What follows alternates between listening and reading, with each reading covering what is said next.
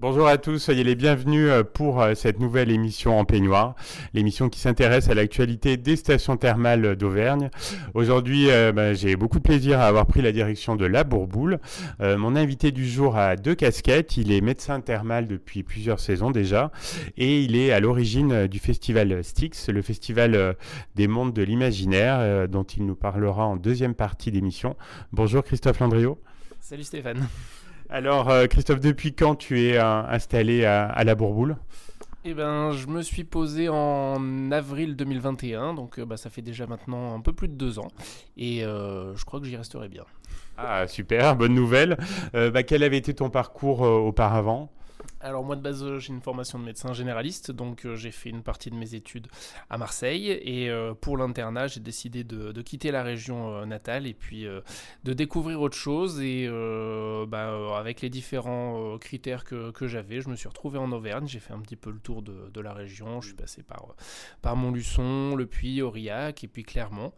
Et une fois la fin de mon internat arrivé, j'ai commencé à remplacer un petit peu dans le Puy-de-Dôme et puis autour. Et puis de fil en aiguille, j'en suis arrivé à m'intéresser à la médecine thermale qui est assez présente quand même en Auvergne de façon générale et était à tomber finalement sur la Bourboule. Et qu'est-ce qui te plaît alors dans la médecine thermale ?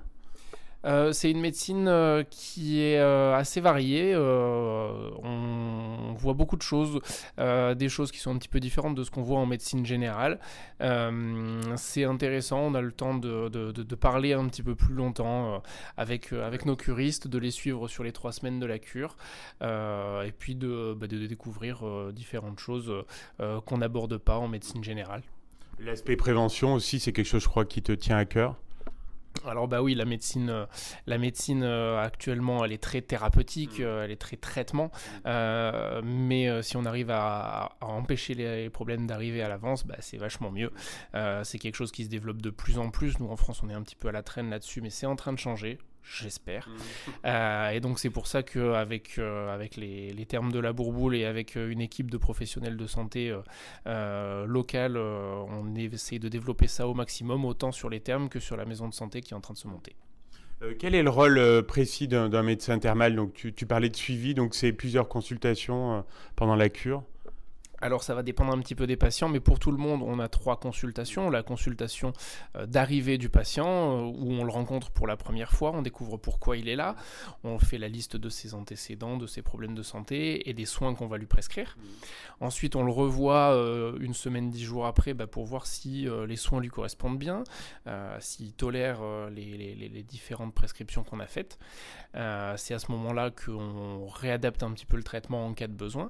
Et ensuite, on le voit à la fin de la cure pour faire le point sur ce qui s'est passé du début à la fin. Il y a un vrai lien qui s'est créé avec les curistes là, depuis la saison 2021, des curistes qui reviennent. Alors oui, ça fait la 3e saison du coup depuis. Il y a plusieurs curistes que j'ai. Alors j'ai pas encore une grosse patientèle bien évidemment, mais il y a plusieurs curistes que j'ai vus 3 ans d'affilée, ça oui. Et puis c'est toujours bien de les revoir, de voir l'évolution d'une année sur l'autre, de voir si les pratiques thermales ont été efficaces ou pas. Il y en a peu qui ont eu aucune amélioration. La plupart ont eu quand même un effet qui peut être soit léger, soit conséquent.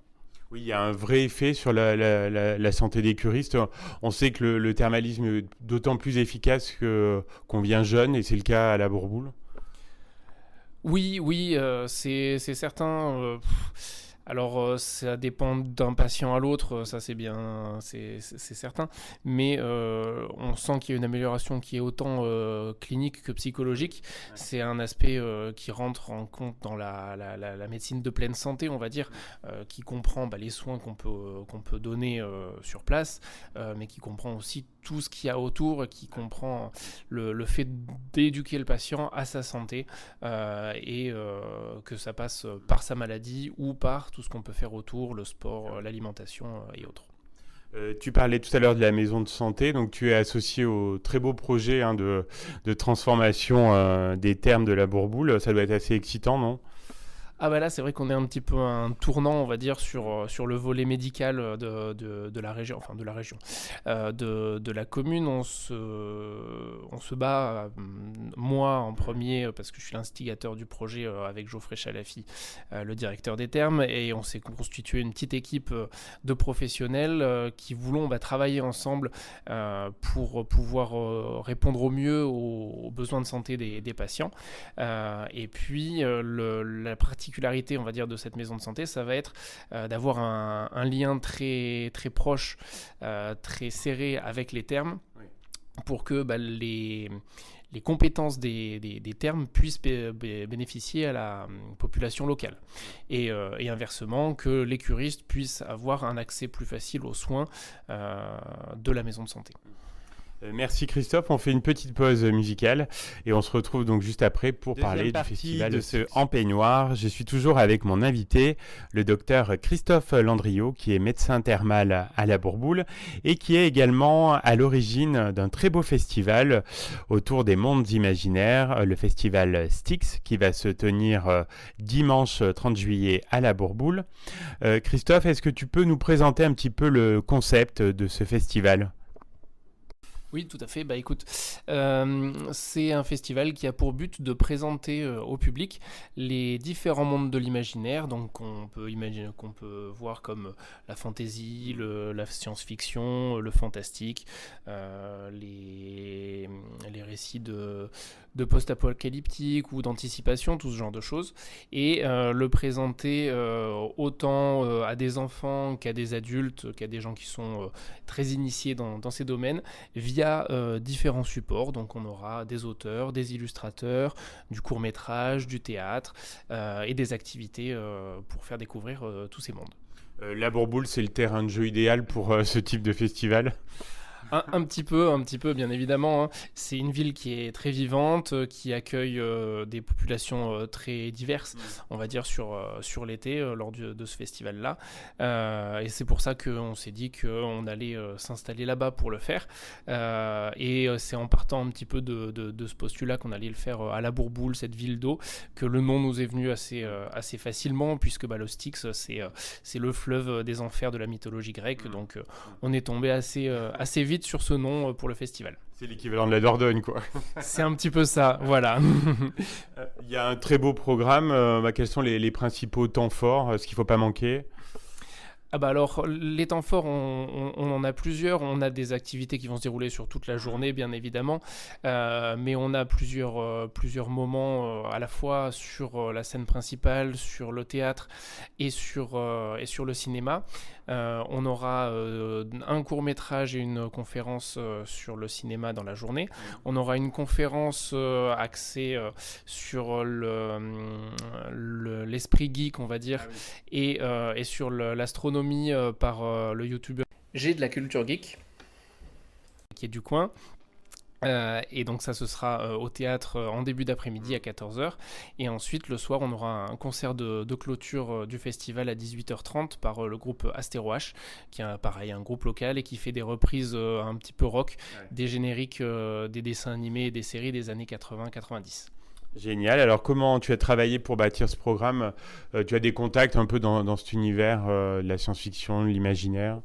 Alors oui, j'ai quelques contacts parce que donc moi, à côté de la casquette de médecin généraliste, je suis auteur de fantasy, donc j'ai déjà publié 2 livres aux éditions Revoir, donc qui est une petite maison d'édition du Puy-de-Dôme. Et en faisant des salons, des conventions, j'ai rencontré du monde qui m'a donné un petit peu envie de lancer ce projet. Mais avoir des contacts, c'est pas tout. J'ai surtout une petite équipe autour de moi. On est 4-5 sur le noyau dur, on va dire, qui travaillons, qui œuvront de concert pour mettre en place cette première édition du festival. Au niveau pratique, comment ça va se passer ? J'ai vu que c'était en accès libre, mais bon, après, il y a certaines animations qui sont payantes. C'est ça, donc le but c'est d'avoir un accès libre à tout ce qui est conférences, concerts et autres. La plupart des stands seront en accès libre. Il y a certaines activités qui demandent un petit peu de matériel et donc qui auront une participation financière, mais ce ne sera pas bien cher tout ça. Mais le but étant que tout le monde puisse profiter de l'ensemble du festival sans se ruiner. Alors, je pense que tu as donné envie à nos auditeurs qui aiment ce sujet de venir à la Bourboule. Où est-ce qu'on peut retrouver un programme un peu plus précis ? Je crois qu'il y a un site internet.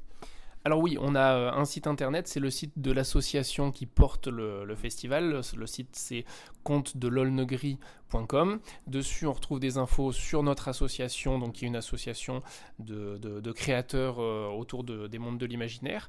Et on a un volet donc sur le festival qui présente le festival, les participants, le programme, les concerts et les animations. On a un compte Instagram et un compte Facebook également, Festival Sticks. Parfait, Christophe. Alors, c'est la première fois que tu participes à l'émission. J'ai une petite question rituelle, comme à chaque fin d'émission. Quand t'es-tu retrouvé en peignoir la dernière fois? Bonne question. Alors ça va, on va dire que c'est un peu du placement de produit, mais non, mais pour de vrai, la dernière fois, c'était au spa thermal de la Bourboule. Et il est bien, ce spa. Ah, il est très bien. Ça, je vous invite à y aller. Franchement, il est top. Bien, encore un grand merci Christophe Landriot donc pour cette émission consacrée à la fois à la médecine thermale et au monde de l'imaginaire avec ce beau festival Sticks donc qui aura lieu donc toute la journée de dimanche 30 juillet et puis je te dis à très bientôt sur Logos FM. Super, merci pour cette invitation en tout cas Stéphane et à très bientôt.